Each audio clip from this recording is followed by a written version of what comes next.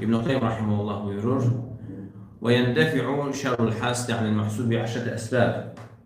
Həsəd aparan insanın şərri həsəd olunandan 10 səbəblə dəf olur, uzaqlaşır. Birincisi, insan dua etməlidir, Allaha sığınmalıdır. Həsəd aparan insanın şərrindən. İkincisi, təqvalı olmasıyla, Allahın əmirlərini və qadağalarını qorumasıyla. Yəni, kim təqvalı olarsa, Allah Teala onu qoruyar, onu başqasına bıraxmaz. Necə ki, Allah Teala buyurur: "Və in tasbiru və təttəqu la yadurrukum keyduhum şey'a." Əgər siz səbirli və təqvalı olsanız, onların hiləsi heç bir zərər toxundurmaz. Peyğəmbər sallallahu aleyhi və səlləm Abdullah ibn Abbas'a deyir ki: "İhfazillah yahfazka." Allahı qoru, Allah səni qorusun. Allahı qoru, Allahı qarşında taparsın. Yəni, kim Allahı qoruyarsa, Allah Teala onu qoruyar, onu qarşında tapar. Allah Teala kimi qorudursa, yəni onun qorxacağı bir yer yoxdur. Üçüncü səbəb isə insanın o düşməninə qarşı səbr etməsidir. Və ona qarşı vuruşmaması, ondan şikayət etməməsi və onu nəfsində onunla danışmaması, onun verdiyi əziyyətləri.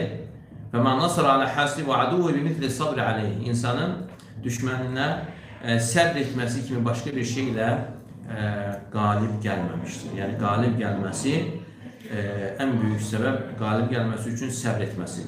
Dördüncü isə Allaha təvəkkül etməsidir. Çünki Allah Teala buyurur: "O men yetevəkkəl aləllahi fəhvə hasbuh." Yəni, kim Allaha təvəkkül edərsə, Allah Teala ona yetər. Təvəkkül etmək ən güclü səbəblərdəndir, hansı ki, bununla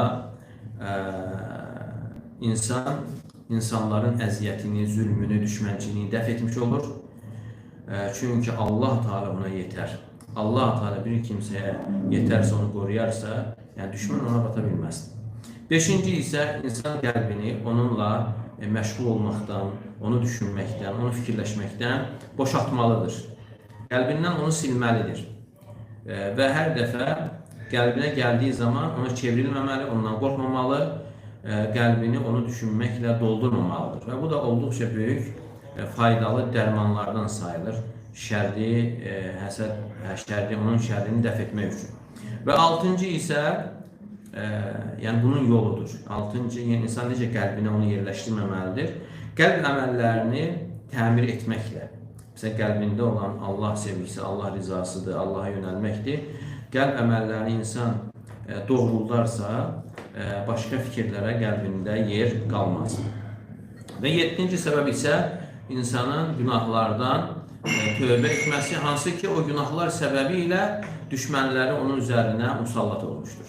Necə ki, Allah Teala buyurur: "O mə asabəkum min musibətin və bimə kəsəbət əydikum və ya'fu an kətir." Başınıza gələn hər bir müsibət qazandığınız günahlara görədir. Və 8-ci səbəb isə insanın sədəqə verməsi, bacardığı qədər yaxşılıq etməsi və bunun da qəribə təsiri vardır. Bəlanı dəf etmək üçün və gözün dəf etmək üçün və həsəd aparanın şərrini dəf etmək üçün.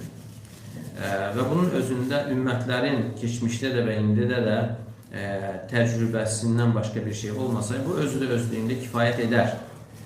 فَمَا يَكَادُ الْعَيْنُ وَالْحِسَنُ وَالْأَدَى وَيَتَسَلَّطُ عَلَى مُحْسِنٍ مُتَصَدِّقٍ.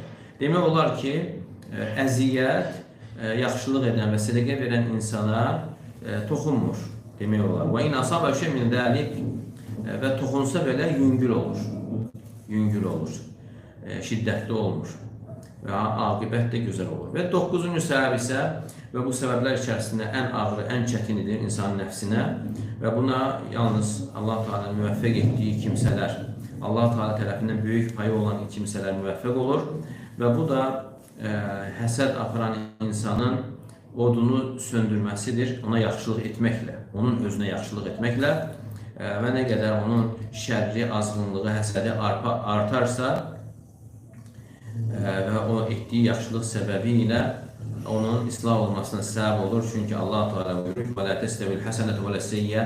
Heç vaxt yaxşılıqla pislik bir ola bilməz. İdfa billati hiyə əhsən, sən pisliyi yaxşılıqla dəf et. Və idəl-ləzi beynəkə və beynəhu ədavə kəənəhu vəliyyun hamim və görəcəksən ki, onda səninlə aranda düşmənçil olan kimsə sənin yaxın dostuna çevrilir. Və mə yulaqqa illəl-ləzinə sabaru və bunu kim bacarır? Yalnız səbr edənlər. Və mə yulaqqa illə zu hazzın azim və Allah Teala tərəfindən böyük payı olan insanlar bacarır. Və sonuncu səbəb isə bütün bunları özündə əhatə edəndir. Demək olar ki, digər səbəblər də əsasən buna qayıdır. İnsan tövhidi doğrultmasıdır.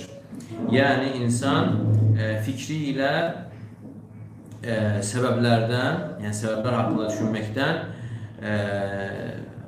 Allaha izzət və hikmət sahibi olana üst tutmasıdır.